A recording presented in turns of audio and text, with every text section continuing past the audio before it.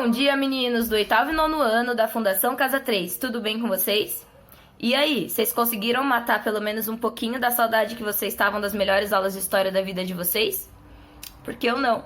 E é por isso que eu tô aqui de novo, pra gente continuar tendo as melhores aulas de história das nossas vidas. Hoje, a gente vai continuar dentro desse período lindo, maravilhoso, caótico, que é a história moderna. Desde o começo do ano, vocês estão me ouvindo falar sobre esse bendito período, que é um período pequeno em tempo, mas grande em transformações. Por isso ele tem um vulgo, um apelido de Era das Revoluções. E agora a gente vai começar a ver essas revoluções aqui, aonde a gente vive, na América. Mas, senhora, a gente não tava estudando os caras lá da Europa e os reis e as rainhas e pá, que a senhora até pagou aquele micão que veio vestido de rainha pra dar aula pra gente? Não era lá na Europa? Era ser de luz, meu querido, meu abençoado. Porém, o que está acontecendo na Europa vai influenciar o que está acontecendo aqui na América. E por acaso, alguém se lembra ou sabe o que era a América de modo geral, nesse período que na Europa nós tínhamos as monarquias absolutistas, que o clima estava ficando pesado lá na França e que a Inglaterra estava começando a desenvolver a sua indústria? Tempo. Não, né? Eu ouvi ali, ó. Colônias, exatamente. Os territórios da América nesse período eram, na sua maioria, colônias de países europeus. E lembra aqueles ideais iluministas que a gente viu lá na última aula? Liberdade, igualdade e fraternidade? Eles vão chegar por aqui. E quando eles chegam por aqui na América, o que vai acontecer? O bagulho vai ficar louco. Tiro, porrada e bomba. Tô brincando, não tinha bomba ainda não. Era só tiro e porrada. E não era tiro desse 38 que vocês estão pensando. Era um negócio mais rústico. Então, quando os ideais iluministas de liberdade, igualdade e fraternidade, eles chegam aqui na América, eles também chegam e fazem a população meter o louco legal. Por quê? Eles eram colônias e em colônia tem liberdade? E em colônia tem igualdade? E colônia pode ter fraternidade? É óbvio que não. Então, quando esses ideais chegam aqui na América, a gente vai começar a se tornar independente. Que coisa mais linda! Vamos lá, então? Eu vou ler o roteiro com vocês porque eu tô aprendendo a mexer nessa bagaça e agora vocês vão me ver pequenininha aí na telinha do lado. E eu já volto para dar mais explicações. Vamos lá, então. Eu tenho aqui o mesmo roteiro que vocês têm aí. Eu vou fazer uma leitura comentada e prestem bastante atenção, porque tem várias coisas que não cabem no roteiro que vai ser impresso e que eu vou explicar para vocês aqui durante essa gravação. Como eu disse, o tema da aula é Iluminismo, Revolução Francesa e Independência das 13 colônias da América. Ou seja, nós vamos relacionar todas essas coisas. As habilidades que vão ser trabalhadas. Vocês ainda lembram o que são as habilidades? Toda aula a senhora chegava e falava: hoje nós vamos trabalhar essa habilidade, que é desenvolver em vocês o superpoder de fazer tal coisa. Eu vou ler para vocês rapidinho quais são as coisas que vocês vão aprender a fazer nessa aula. A primeira habilidade é a habilidade de identificar os principais aspectos conceituais do iluminismo. A segunda habilidade é a habilidade de identificar e relacionar os processos de Revolução Francesa com desdobramentos na Europa e no mundo. E também aplicar os conceitos de Estado, nação, território, governo e país para entender os conflitos e tensões no contexto de independência da América. Então, a gente vai trabalhar essas 3 habilidades hoje, tá bom? Qual é o roteiro? Primeiro, assistir esse vídeo lindo, maravilhoso, com essa professora incrível que vocês têm. Depois, vocês vão retomar o exercício das 2 últimas aulas. Por quê? Para ficar com tudo fresco aí nessa cabecinha oca. Mentira, essa cabecinha linda de vocês, né, seres de luz? Então, vocês vão pegar lá o caderno. Assim que esse vídeo acabar, assim que vocês pararem de ouvir a minha voz e estiverem agradecendo por isso, vocês vão pegar o caderno e vão rever os últimos exercícios sobre Revolução Francesa e sobre Iluminismo. Depois, vai ler o texto que está aqui embaixo e responder as questões. Fácil, né? Tá mamão. Vamos lá, então. Antes da gente começar com essa leitura comentada do texto, Eu vou só relembrar vocês do contexto histórico. Então, a gente está falando de qual período da história mesmo? História moderna.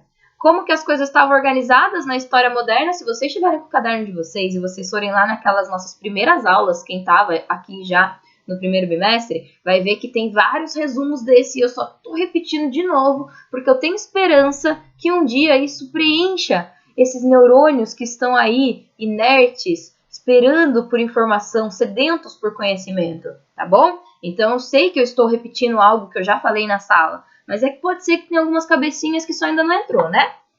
Então vamos lá. Recapitulando e lembrando do contexto da história moderna. História moderna é um período que ocorre entre 1453 e 1789. É um período curto em tempo, porém com grandes transformações por conta das revoluções. Por isso que o vulgo da história moderna na quebrada é Era das Revoluções. Mentira, não é na quebrada. Foi um historiador chamado Eric Hobsbawm que deu esse vulgo para esse período.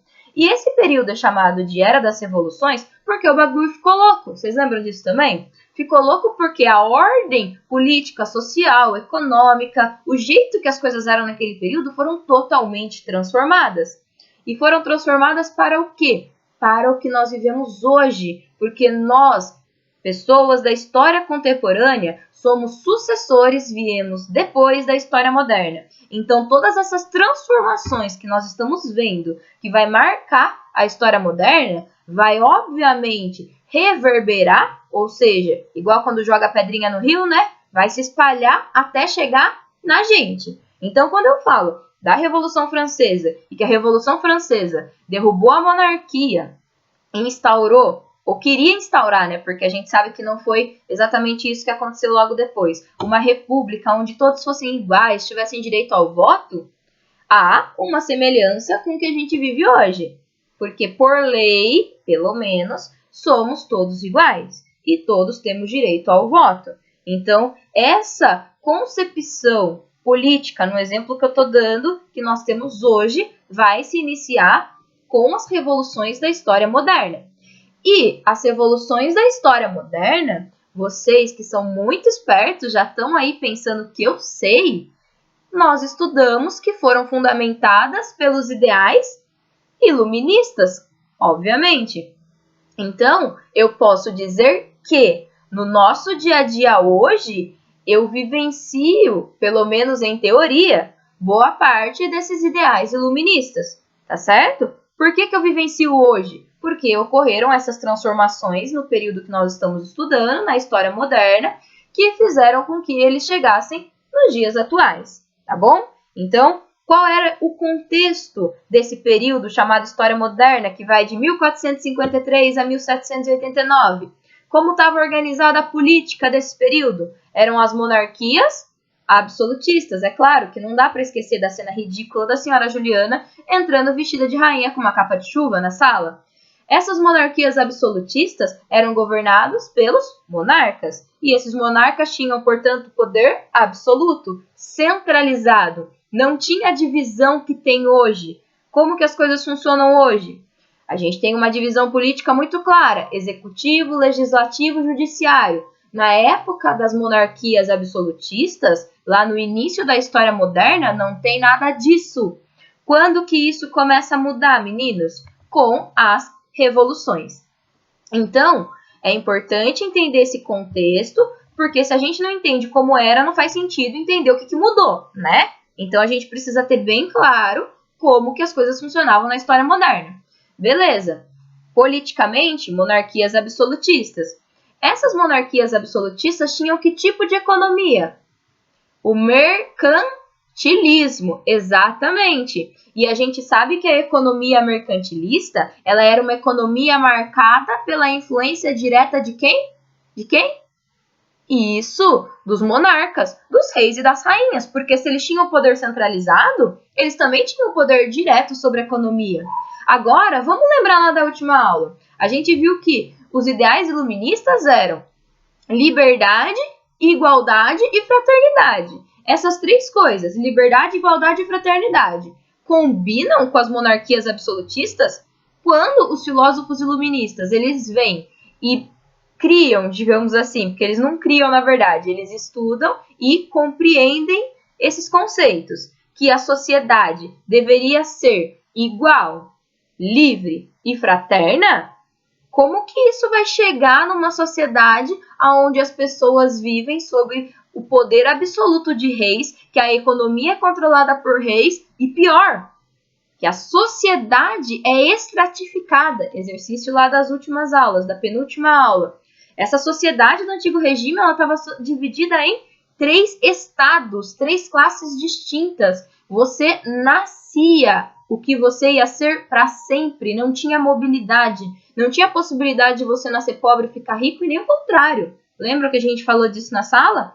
Então, quando a gente fala, por exemplo, de liberdade, é um absurdo nesse cenário. Porque imagina eu falar da liberdade do camponês ou do burguês poder enriquecer o suficiente para ter um status, para poder, sabe, virar o top do rolê, para poder ostentar. Era um absurdo naquele período. Por isso que foi uma revolução, por isso que foi uma transformação. Então, esses ideais iluministas, eles vieram para mudar totalmente o pensamento daquele período, a maneira como as coisas estavam organizadas, para mudar os reinos, para mudar os países que tinham se formado. E um outro ponto importante desse momento da história é esses países que eram monarquias absolutistas, tinham uma economia mercantilista e sociedades estratificadas, eles também possuíam colônias. E o que eram colônias mesmo? Colônias foram territórios invadidos, dominados para serem explorados pelos países europeus na América. E aí a gente vai dar destaque a 4 países por enquanto: Portugal, Espanha, França e Inglaterra. Esses países, eles formaram um exército, saíram lá da Europa em embarcações, vieram aqui para a América, invadiram, dominaram, conquistaram para poder explorar os territórios aqui. Cada um à sua maneira, claro, daí vem as diferenças que os países da América têm até hoje, porque cada grupo foi dominado e explorado por um país europeu. Por exemplo, a língua, nós falamos português, portanto, nós somos explorados por Portugal. Os ingleses exploraram e dominaram quem? Os estadunidenses, que falam inglês até hoje. Os espanhóis exploraram e dominaram quem? Toda a parte ali do México, da América Central e toda a costa oeste da América do Sul. Então, México, Peru, Colômbia, Venezuela, Equador, Chile, Bolívia, enfim. Então, hoje, a América é independente, cada território tem o seu país, tem o seu governo, tem o seu estado dentro, seus estados dentro dos governos, mas nem sempre foi assim. Na história moderna, a América era formada por colônias dos países europeus. Vamos falar hoje especialmente das 13 colônias da América. Essas 13 colônias da América que aparecem no texto, elas são as colônias que os ingleses tinham na América e que hoje são o atual Estados Unidos, certo? Era pequenininho e hoje é grandão por um outro motivo que nós não vamos falar agora, mas eram só 13 colônias que pertenciam à Inglaterra. E essas 13 colônias vão se tornar independentes nesse mesmo contexto, nesse cenário de revolução, tudo bem? E elas vão se tornar independentes nesse cenário de revolução e influenciadas pelo quê? Pelos ideais iluministas. Então, o texto, ele trata justamente disso, tá bom?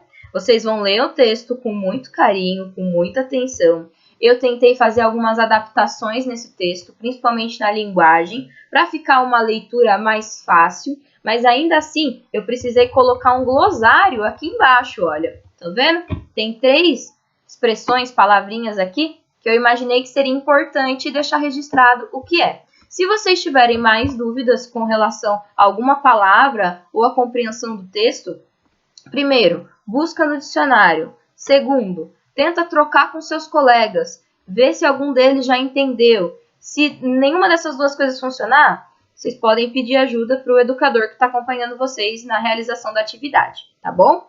Então, vamos lá. Eu não vou ler o texto, porque senão o vídeo vai ficar muito extenso e vocês ainda precisam de tempo para fazer as atividades. Eu vou direto para as atividades, tá?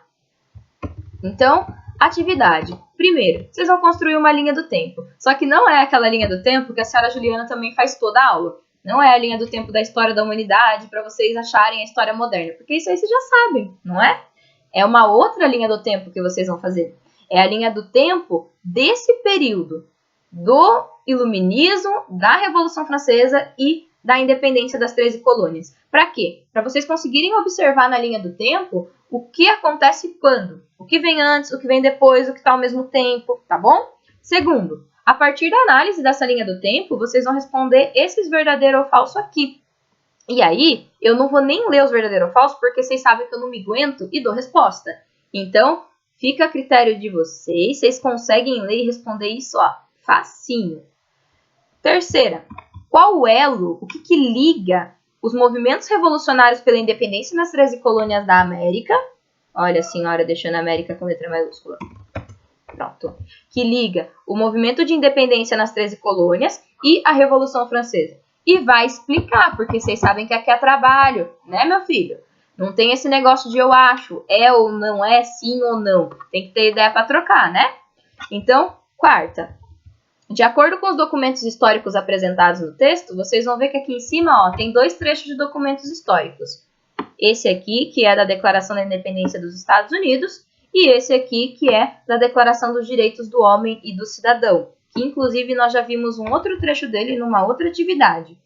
Então, de acordo com esses documentos históricos, responda essas 3 coisas aqui. Quais são os direitos naturais do homem? Qual a função dos governos? E qual é a origem do poder dos governantes? Lembrando que todas essas coisas aqui são ideais do quê? Do iluminismo, exatamente.